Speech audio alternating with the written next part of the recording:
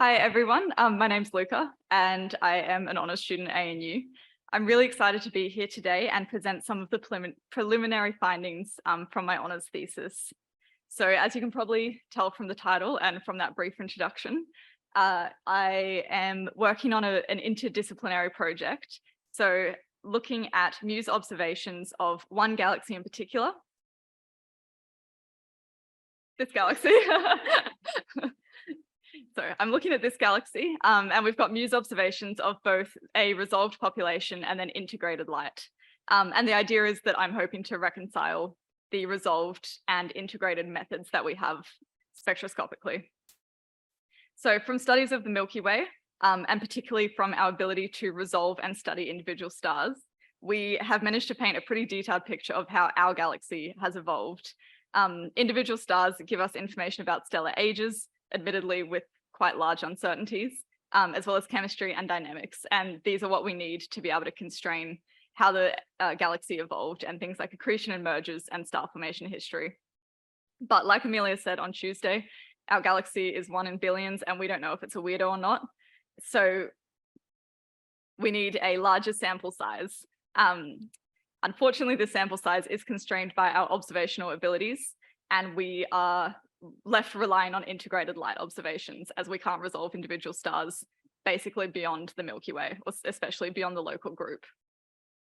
That's one of the goals of my honours project, is to basically understand the capabilities and limitations that we have of integrated spectroscopy to extract stellar chemistries or galactic chemistries.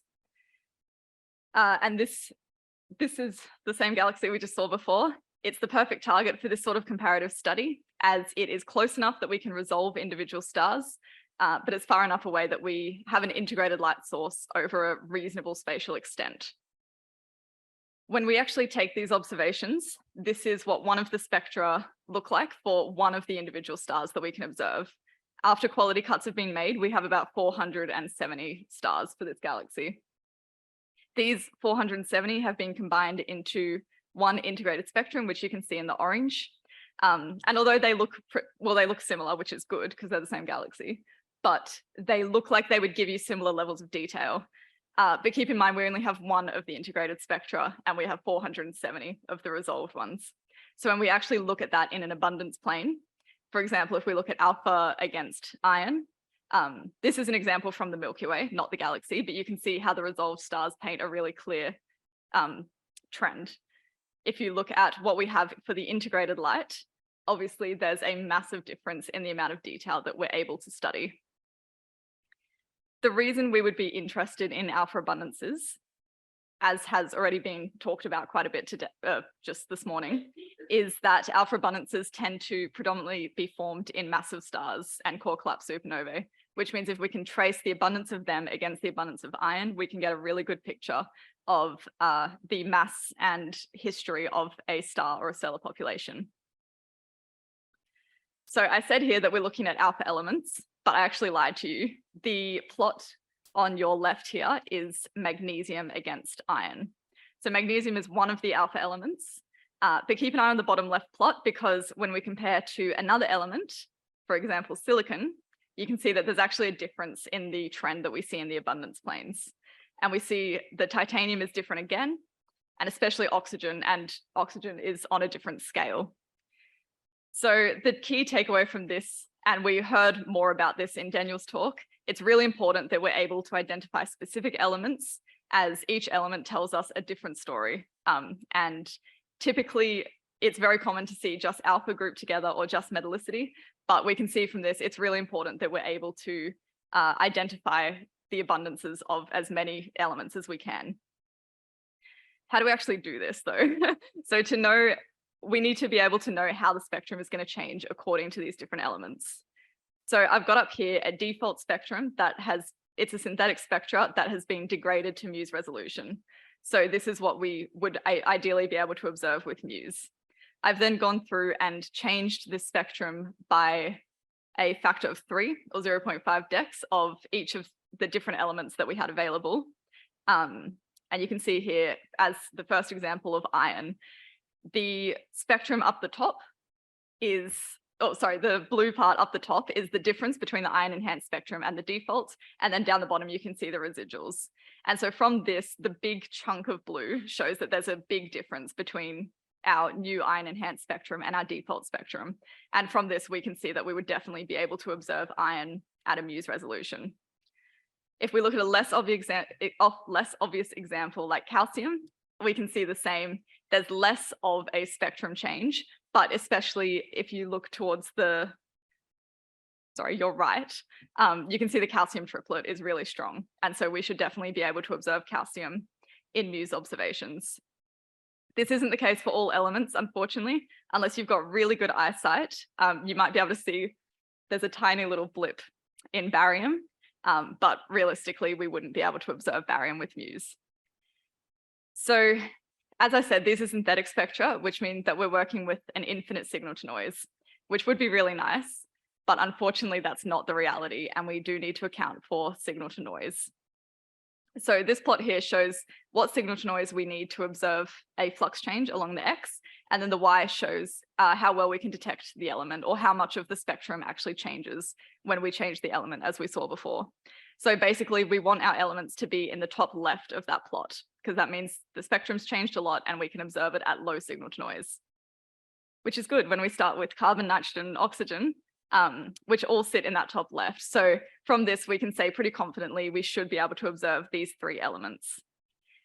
If we look at iron peak, there are still some that we could definitely observe, but we can see now that, for example, zinc, we would have no hope of observing that because we need a very high signal to noise for a very small change in spectrum. The alpha elements, as I was talking about before, they're all pretty concentrated in the top left, which is a good sign. And finally, if we look at aluminium and especially sodium, which we know, as we've just heard, are good traces of accretion.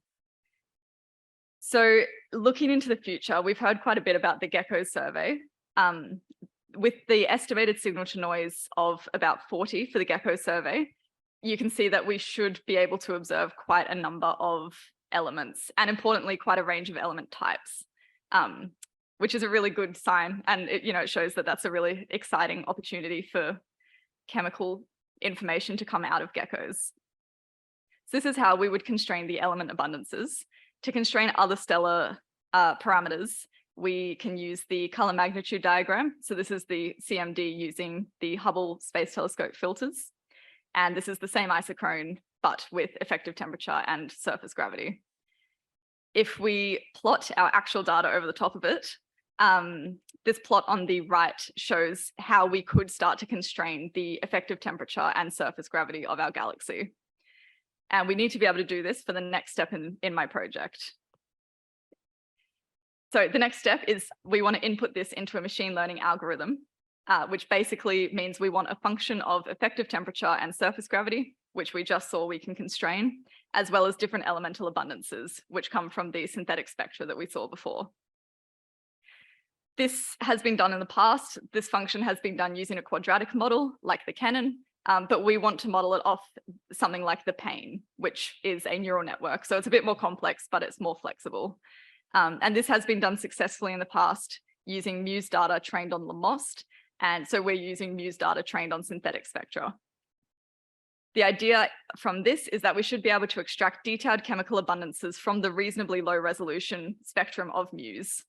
And then we can compare this to our integrated spectrum, which you can see above. We saw the same spectrum in orange before, and now the observed is in black with a PPX best fit over the top in red. And from the residuals in green down the bottom, you can already see there are points that seem to align with spectral features. The calcium triplet is a good example of that, which is a good sign that we should be able to extract pretty confidently some elements from this. And as I said, this will be compared to the neural network outputs. So in summary, we've established that it is important that we're able to identify specific elements because we can't just lump all alpha elements together and call it a day. And from this, we've established which elements we would actually be able to observe at a MUSE resolution. And that was promising. This, just a reminder, that was what that plot there was. And the next step is then to compare the resolved and the integrated methods. And Yes, and hopefully from that, we'll be able to establish the limits and constraints of integral field spectroscopy, specifically MUSE, which will be really helpful as we move into the future of extragalactic studies. That's all.